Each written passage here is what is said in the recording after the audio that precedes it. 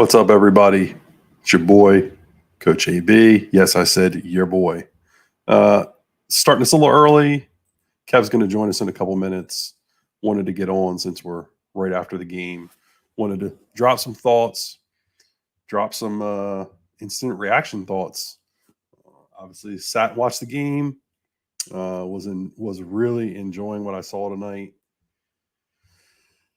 There's a lot going on. First, I want to say this is our first instant reaction with Knowles 24/7. So make sure you are on that site, doing the things that you need to do there, getting your subs. Make sure you like and subscribe to this video.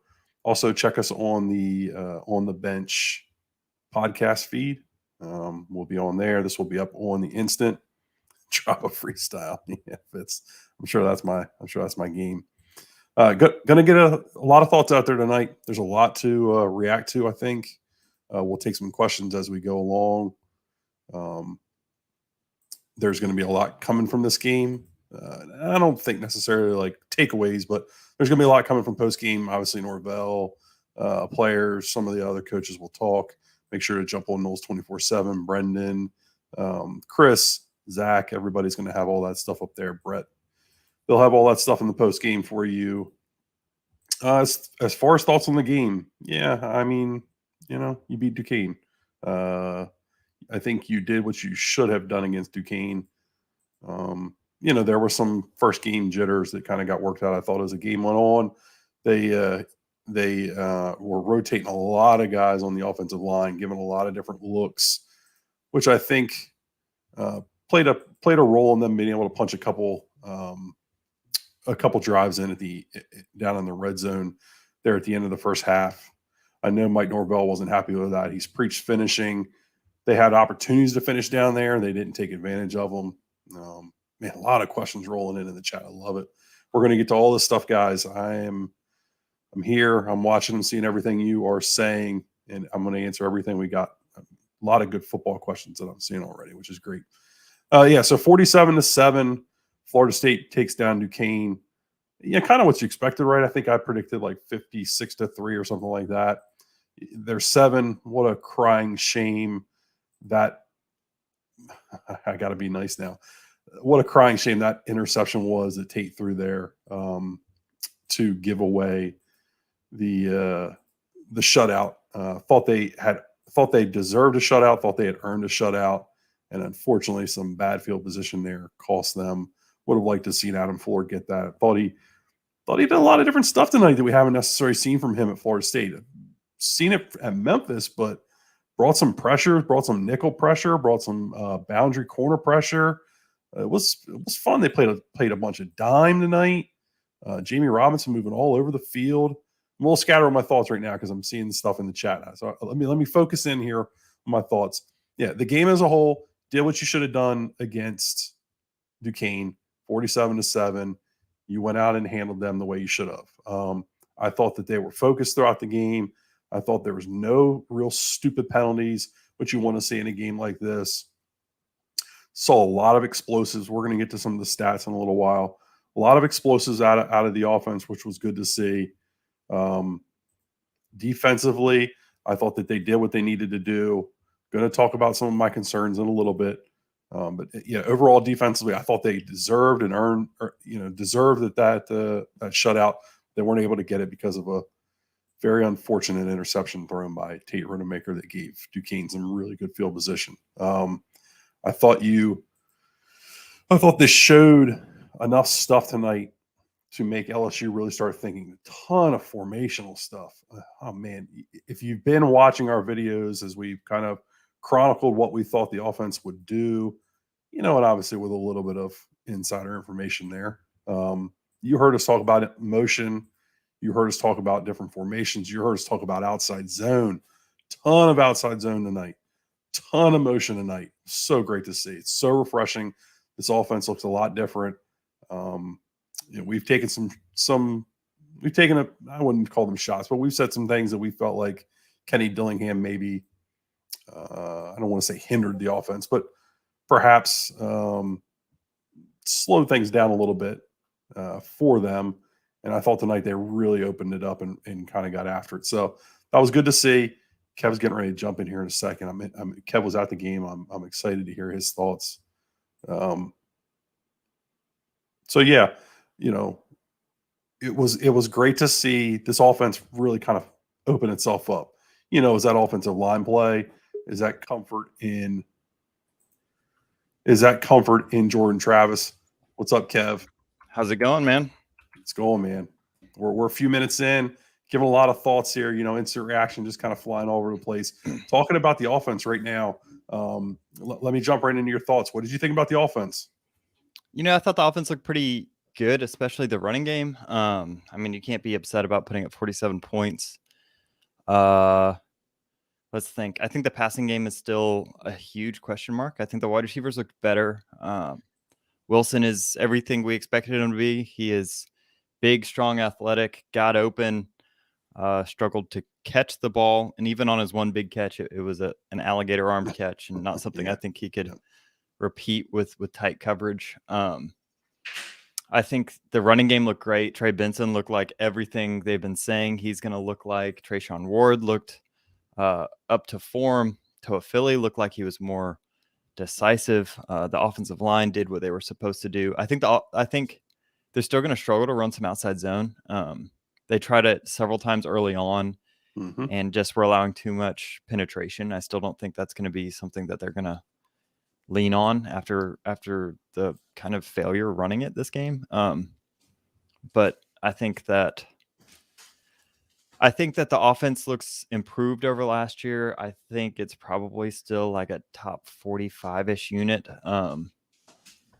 because I just don't think that against a team that's able to kind of shut down the running game, I don't think you can rely on the passing game to really move the ball effectively. And you can see that they didn't really rely on the passing game to move the ball effectively against Duquesne. And I think part of that was probably trying to protect Jordan Travis, but part of that was definitely they were just moving the ball, running the ball, and I don't think they really felt comfortable passing it. Did you want to show a lot in the passing game in this game, though?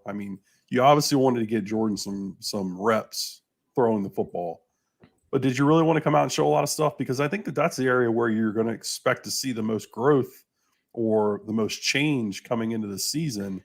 Are you saving some of that for LSU? Yeah, I think. I'm sure you already talked about the RPO. They went to the RPO glance. Yeah, let me see. You talk about the passing game we did see, and I'll pull up a blackboard while you're doing that. Yeah. First off, I got to say, Trey Benson running the down play, and if you've been with Kevin and I from the get go, you know how much I love the wing tee and the old wing tee down. He hit that thing and he hit it fast. It's great to see the wing tee in college football still. That brought a lot of happiness to my heart, a lot of joy tonight. For the passing game, they ran a couple RPO glance route or a couple RPO post routes. I think there's some more there. I don't think that they've given away all of the RPO game that they're going to run. We saw no throws of the backs tonight. Really didn't see any of the screen game, which we know Norvell loves. A couple tunnel screens to Pittman. I really like what they did with Pittman. They really got the ball in his hands to be an athlete and let him do what he needs to do. I think that that's going to lend itself to some success and some chunk plays down the road as they build off of that. Got Kentron and Deuce Spann involved, which was interesting on just some one-on-one stuff, some choice stuff. It looked like we'll go back and watch it and break it down deeper. But I was happy to see Deuce make some plays. I was really happy to see Kentron make plays because these are guys that I think that you're going to need to have them step up and become more consistent as the year goes on if your passing game is going to become something. And then obviously the post to Johnny Wilson, which was a great concept. They ran the dig underneath to Micah Pittman to hold the safety, and then Johnny just really ran a great route, got the corner on his back hip. Yeah, we'll talk the 2-point conversion later, but let's finish talking offense. The 2-point conversion was a swinging gate. The swinging gate's been around for years and years and years. Guess what now has to happen in special teams practice for LSU? LSU spends an hour doing it. They've got to spend time on the swinging gate. I know it didn't work out. They've got to spend time on it now, though. It didn't hurt you. I think You that got to was think of it in those terms. It didn't 4D chess hurt move you, there. and LSU's got to spend time on it. Move along. All right, yeah. Let me talk about the RPO glance because it's something that we've discussed before. So basically, you're just reading whoever. It's usually a linebacker, but sometimes it's a safety, and you're just reading to see where they commit. So are they going to commit to their gap in the box, or are they going to stay back? If they commit to the gap in the box, that means that a glance or a slant route has no underneath help. And Florida State was hitting that. It's like the go-to RPO play that we really haven't seen Florida State run. It's something they ran at Memphis. For whatever reason, it seemed like Kenny Dillingham wasn't comfortable with running it. Maybe he didn't trust his receivers to win underneath, but I think we saw Span run it and complete it. We saw Portier run it and complete it. So I think Johnny dropped one on the first drive. Yeah, that's right. So you're seeing guys win the one-on-ones, and that's going to really help. I mean, if you can run the ball like you did today and get some of those RPOs and a few shot plays, you really don't need much more of a passing game than that to be successful. Yeah, I tend to agree with you, especially with this running game, because this running game is not going to slow down. Obviously, they're going to come across some teams that can contain it to an extent. Obviously, Benson was a grown man tonight, shedding guys was bouncing off of him. He's a stud. I mean, if you weren't paying attention, you might think it was a different number 3 out there tonight. Yeah, really, it's the truth. He looks a lot like Cam, which is good to see.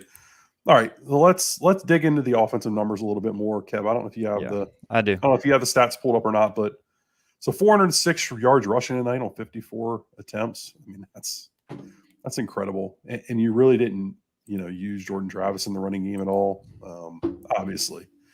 But Ward was a stud. Just that spin move is dirty. His balance is great. He's just a lot of fun to watch. Benson, obviously, Rodney Hill late in the game was great to see. It was good to see him get reps. It was good to see him find success. I mean, he's had a good camp. He deserved those touches that he got. So I was happy to see that. I tell you, of all of them, Lawrence Toafili impressed me the most tonight, though. He looks like he's taken the next step, which was been needed. I know that they really wanted to go to him. They really wanted to lean on him. We didn't get to see him be the receiver that I think he's capable of tonight. They didn't give him those touches. But as far as, and we'll see it when there's more bodies flying at him, as far as putting his foot in the dirt and getting north-south, I thought he really did well. And that's something he's lacked in the past. But it came on. It was a lot of fun to see. Yeah, I think all the running backs were super impressive. Rodney Hill even looked good towards the end of the game. I mean, you gotta love what you're getting out of that running game. Let's see. I mean, I've got some advanced stats here on rushes. They averaged 7.8 yards per play, an EPA of 20. That's estimated points average added. So your running game alone added a 20 points to your game. Your passing game was slightly negative on the day. But yeah, I think they looked good. They run counter well. That's the base play. That's what they're going to go to. They're going to run that counter play, and then they're going to go and do the counter toss like I covered in my last video about watching Florida State football. And if you can do just a couple things effectively, you're going to be successful. Like I said earlier, you saw that they went to that outside zone. It really wasn't working for them. But they had success just doing what they did, running counter toss. And I think that's an offense you can kind of build on. I don't agree with you that outside zone wasn't working. I don't think that it was working as well early, but as the game went on, they went back to it more. And Did they? I'll have to watch it back. Yeah, I actually thought. I mean, a lot of Rodney Hill stuff at the end of the game was on outside zone. I actually thought that they ran it pretty well as the game went on. Benson got smacked a couple times, at the line of scrimmage or a yard deep. Outside zone's a tough play to run. It looked as though Duquesne was okay with stacking the edges, kind of Yeah. being that they put guys in the box. They were willing to let them throw the ball down the field if they wanted to, and obviously, somebody asked, "Is that game on paper?" Yeah, it is. That is a game on paper. That is what I'm using. So you can check it out. It has the EPAs, which is an advanced metric that looks at estimated points averaged, which is its own thing that I won't talk about here. But I think the formation of the game kind of was that we saw was kind of a difference from what they usually run, which they usually have just one tight end to the weak side over here, but they were running with one tight end and a flex receiver, or sometimes even two tight ends. And you saw that Duquesne just was not respecting the deep ball at all. They were having the safeties in the box and basically just manning 2-on-2 on the outside and challenging him to throw. I think this is where I'm particularly frustrated with Tate Rodemaker, which is something I'm sure people want to hear us talk about. Even with him in the game, they were kind of begging you to throw the ball. By a second and third drive, they had gone to more of their base cover 4 stuff. Duquesne did. But early on, they were begging you to throw the ball.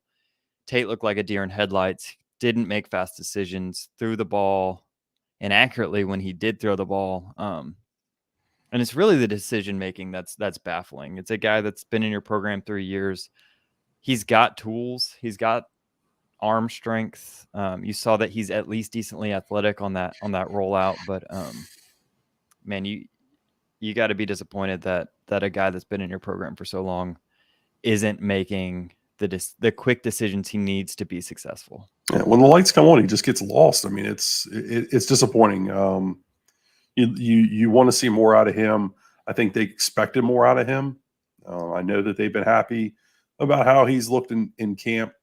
I haven't bought into that he's looked that much better hype that's been out there. He's always looked good in practice. Anybody that says he looks better in practice didn't see him in practice 2 years ago.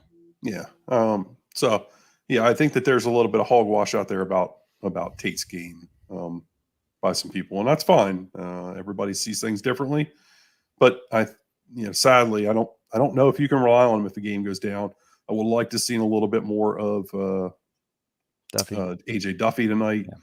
Thought they could have gotten him another series, let him throw the ball. They did let him throw it a little bit when he got in there, but it was some of the triple option stuff I would have liked to see more.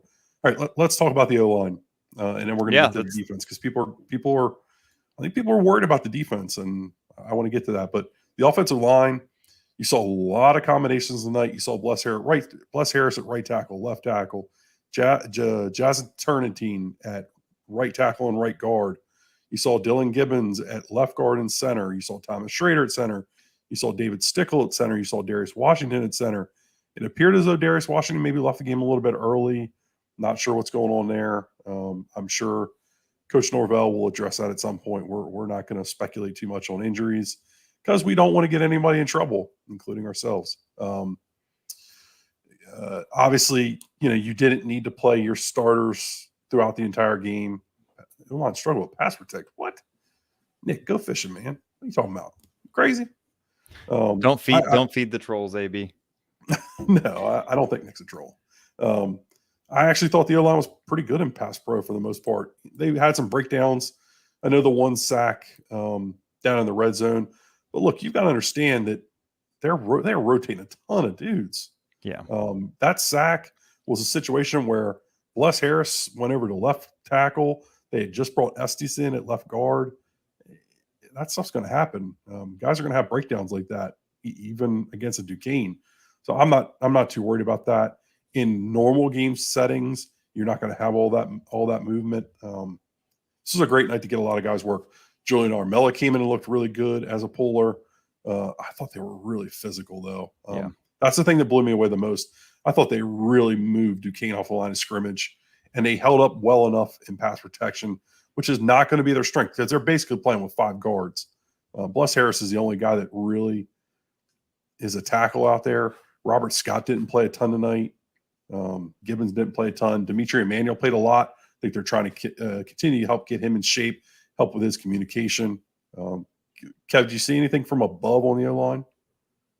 Yeah, I mean, there was a ton of rotations. I thought they looked solid.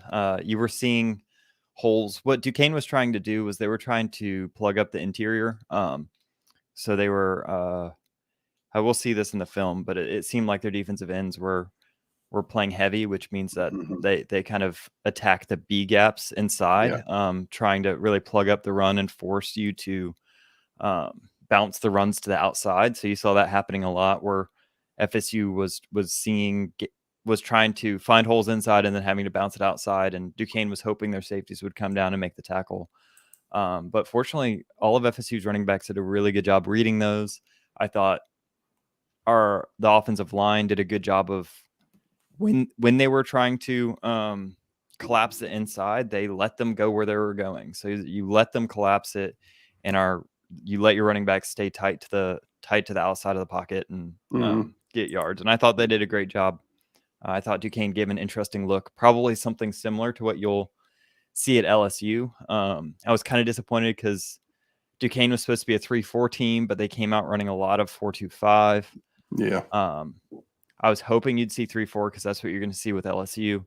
But by playing those defensive ends heavy, it's a kind of like seeing a tight front. So the running game's probably gonna shape up very similarly to LSU, just in terms of how the running backs have to bounce the runs outside and kind of stay tight to the tackles. Yeah. Tight end wise, thought Biscuit looked really good blocking. Yeah. They didn't get any touches for those guys. But yeah, I mean, you saw Preston Daniels. I don't know if Brian Courtney played tight end or not. I didn't recognize him out there, but he could have. I know Wyatt Rector played. I know Cam McDonald played. He had a drop. Cam's working his way back though. I think that you'll see some more out of him as the season goes on and he gets himself kind of worked back in there. But yeah, I was really impressed with Biscuit. Marcuston Douglas. Okay, Brian played at the end. Thank you, Chet Dog. I thought that Marcuston Douglas really blocked well. He was physical, and obviously, I mean, he's a big dude. That's what his role is. Thought he moved well too down the field. That he looks like a guy that can be a threat. We know that he's made some plays. We know that he's made some plays in the passing game and practices. We need to see it in the games, but again, I didn't think that they gave him a lot of chances. So I'm curious to see Marcuston continue to grow. Looks like something's there. If anything, he fills the Jordan Wilson role from last year. Big physical body that you can do a lot with, and he can get in guys' ways anyway, move people. Not all hope is lost at the tight end position, but yeah, I mean, and I'm sure we'll hear Brendan talk about Wyatt Rector at some point in time. I'm not going to special teams MVP. I refuse to spend a lot of time talking about Wyatt Rector because then Brendan will. Yeah, he spends enough time. All right, let's talk about for defense. Everybody. Defense, yes. Get to the defense. Where do we want to start? Front or back? Okay, let's start with the front because I think a lot of people. I think I have an opinion about the front four that might be different than what a lot of people are saying in the chat. But I want to hear what you think. Well, I text you and Brendan, and Trey was supposed to join us tonight. I want to shout out Trey. Trey's on a business trip. There was some hope he would join us, but he wasn't able to. So we love you, Trey. We'll see you soon enough on the film breakdown. But yeah, so the front, I thought obviously the interior was really good. I thought that they had a lapse in effort in the middle of the middle of the first quarter, the second quarter. It was the third drive for Duquesne when Jarrett Jackson and Malcolm Ray came in. Thought they had a little bit of a lapse of effort there. A couple plays hit, some chunk runs for Duquesne. Then I thought they ratcheted the effort back up and kind of shut that down. So the interior all along was really impressed with Josh Farmer. I know that Dane was really hyping him up. Dane was talking a lot about him the other day. I thought Josh Farmer looked really well. Looked really good. He is explosive off the ball and he moves people. I think he got something there. Fabian Lovett, I mean, he didn't play a lot of snaps tonight. Coop didn't play a ton of snaps tonight, but when those guys were in there, they were really effective. Jarrett Jackson flashed, but damn, just be consistent, my man. Bring it all the time. You don't need to turn that motor off. If you don't turn that motor off, you are a stud. And Malcolm Ray's a good player. So, you're 5 or 6 deep there. We saw Daniel Lyons get a few snaps. I don't believe Bishop Thomas played. but I could be wrong again. Late game, you never know. So the interior thought was really good. I thought Verse was good. Obviously got the one sack, got close on a couple others. Run fits got off a little bit. Then I thought McClendon looked really explosive on the edge. Didn't get the chance to finish because I thought a couple times the quarterback was able to step up underneath a couple of his pressures. But I did think that he harassed him tonight. I'm not sure what the statistics say for their, some of their advanced stuff run wise. I'm sure it was all great stuff, but we can look at that more as we go along here. I'm sure you got it pulled up, Kev. But I thought that the initial four was good. I thought Briggs came in, and I know there's a few plays where people like, and I even said it, and I kind of questioned just because I didn't want to put it on Amari Gainer. People were like, oh, that's on, Briggs. Briggs doesn't look good. I think Briggs got hung out to dry by Mr. Gainer. We'll watch a couple of those plays. Yeah, on a couple of those misdirection plays, but we'll break those down. I want to watch the film more. I don't want to throw anybody under the bus here. I thought Briggs looked good. There wasn't a ton of. I didn't think they played him a ton. Wasn't a lot of opportunities for him. Leonard Warner came in and gave you a few snaps. Whatever. Patrick Payton flashed. I thought. Nobody else really jumped out to me tonight, though. As far as DN play, what was your thoughts? Yeah, so I think people, this is what's going to happen. This is what's going to happen with every outlet and probably every person on Facebook, Twitter, whatever. You're going to look and you're going to be like, we played Duquesne and we got one sack. Did they get another one, or is there just one? No, just one. They got one sack against Duquesne. Like, surely our defensive pass rush is garbage. Like, surely there is no pass rush. But unfortunately with football, there's two teams that are playing the game.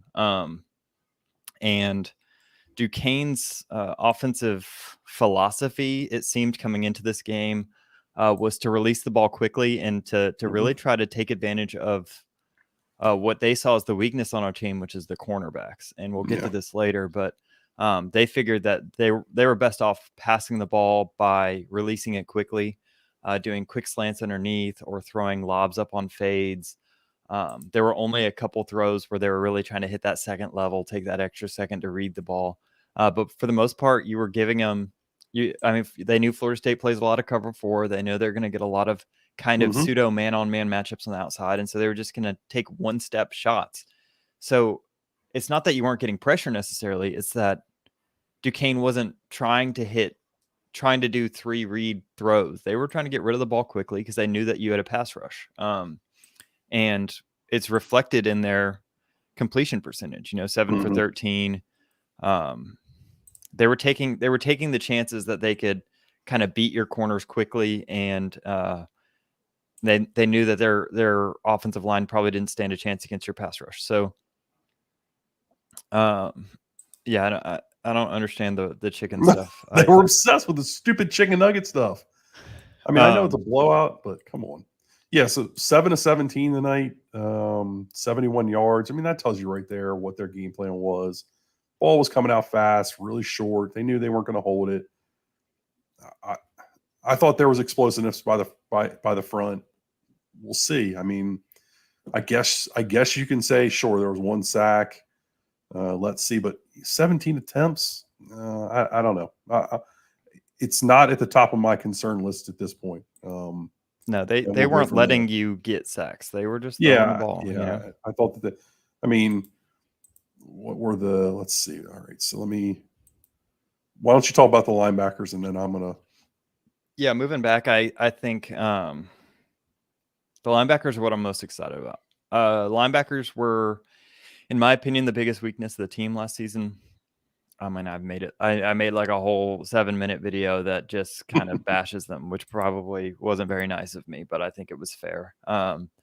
And I think that they were the best part of your defense today. Maybe not the best. I mean, I think the interior defensive tackles are probably physically your best players and potential NFL guys, but man, if Tatum Bethune isn't the real deal, if DJ Lundy isn't a lot better than what he was last year, if Kalen DeLoach isn't the same Kalen DeLoach that took a big step up at the end of last season, I think you have 3 linebackers there that are really solid players. And it sucks to lose 33 tonight. But I think in a game that's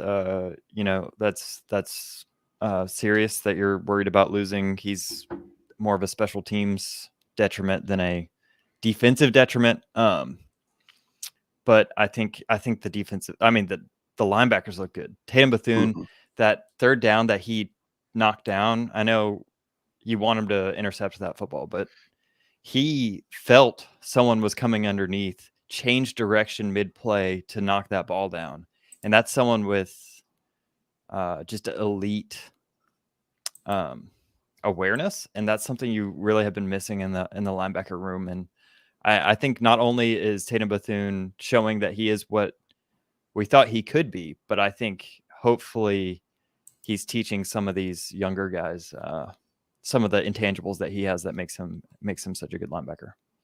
Yeah, he made some plays tonight that really made me think, gosh, we've missed this. Yeah, he looks really good. His instincts are impeccable.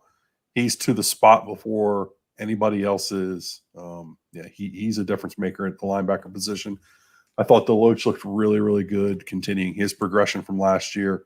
And Lundy really flashed to me too. He looks a lot like Bethune. They've got a very similar game. We didn't get to see him in coverage a ton tonight, and I'm anxious to go back and watch some of the film and see what he did do when he had opportunities. But I really think he looks a lot like Tatum. I think that's a good that's a good older linebacker for him to learn from. Yeah. Sadly, our favorite linebacker, unfortunately, he got hurt. Somebody asked earlier, is it a gift? No, it's not a gift that Amari Gainer got hurt. It hurts the depth. It means you may have to lean on a Brendan Gant or an Omar Graham Jr. Brendan Gant made a play. Brendan Gant did make a play, and he's got a role in a dime defense. They played a lot of dime tonight. Yeah, he's got a role there. I think you're going to see him more as the season goes on. I'm intrigued. I'm intrigued there. We'll see what transpires as the year goes on. I am intrigued. Is he bought in completely? Is his head into that position? We'll see. Amari was out of position again too many times. It's been the thing that's plagued him throughout his career at Florida State. It doesn't seem to be getting any better, unfortunately. And then he got injured tonight. I think he was in a boot, had a crutch on the sideline. We'll see how serious that is. They put boots on a lot of guys.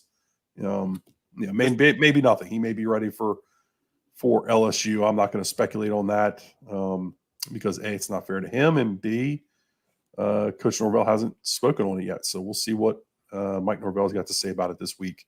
All right, secondary. This is my biggest worry. Those corners, it gets thin really quick. Yeah, it does. And not having Duke Cooper tonight is scary. yeah. Not having Duke Cooper, there's a big drop off. The Jarian Jones hype, I didn't really buy it to begin with. Didn't transpire, didn't translate to the field tonight, unfortunately. Mm-mm. And I'm not sure Greedy Vance was a great take. You needed bodies there. I'd like to see Malik Feaster as he gets himself, up to speed. He's obviously hasn't been here very long, but I want to see something out of him. I was really kind of unsure why we didn't see a lot more snaps for Sam McCall and AZ Thomas. I thought this was an opportunity from really the beginning of the second half on to get them a ton of snaps because you're going to need them. You are not going to be able to run Greedy Vance and Jarian Jones out there a ton and expect them to hold up. No. I'd like to know why they don't play more physical with their hands in their press coverage. I feel like they give up too many free releases. I'm anxious to see if that's something that changes as the season goes on. You got any thoughts there, Kev? Yeah, so the Jarian Jones thing, I was only excited about what we're hearing from him and the assumption that he was going to be playing nickel.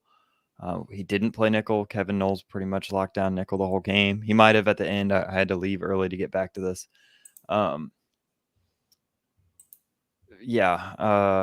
I thought Vance maybe was very, very slightly better than Darian Jones, but I don't really like either of them. I thought Renardo Green was competent, but I think he's a guy that best case scenario, you're not having to rely on being your number one cornerback. I think that's a problem. I think AZ looked exactly what we've been saying he is, which is a guy that has all the natural talent in the world, but is just not there yet. And so I think I agree with you that he needed more snaps. You saw him make a good play, but he got a little handsy. He got a little bit beat and had to grab around and get that pass interference call to make a play. He got beat on a touchdown. So there are little things about him that you're just like, he's not refined. He's not where he needs to be yet to be someone that you can rely on. But unfortunately, he might have to be because I think it's going to be a long weekend next weekend if Duke Cooper doesn't rejoin this football team. I think you could get away with these guys at corner against Duquesne, mostly because they were just tossing the ball up. But against LSU, who can at least protect for a few seconds and give their wide receivers time to win routes downfield, I think they will win routes downfield. It's a concern for me going into next week. We're going to need to see more out of those guys. I believe you get your hands on guys, you play physical with them.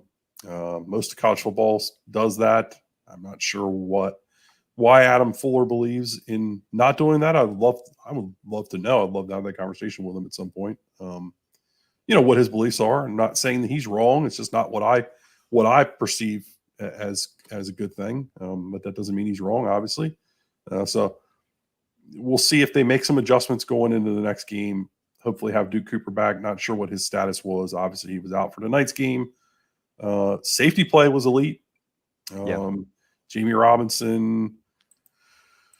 Let's see. I just had it up here. Jamie Robinson had 4 tackles, 2 of them solo, 2 pass breakups. I thought he and Akeem Dent were just kind of all over the field. Obviously, the ball didn't get to them a ton, but they moved Jamie all over the field. That's the most fun thing to watch. Yeah.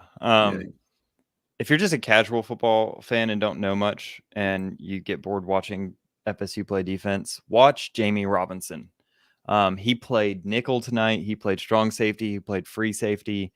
He played dime linebacker. So they put him in the box when they went their dime package. So he literally had a gap where he was having to insert into the B gap as a linebacker, basically. So he's kind of filling that, I hate to say this, but like that Derwin James type role where he's just a guy you put anywhere on the field because he's the best player. And so it's fun to see that they're playing with that this year, that they're kind of experimenting. They're seeing kind of where they can place him depending on the situation.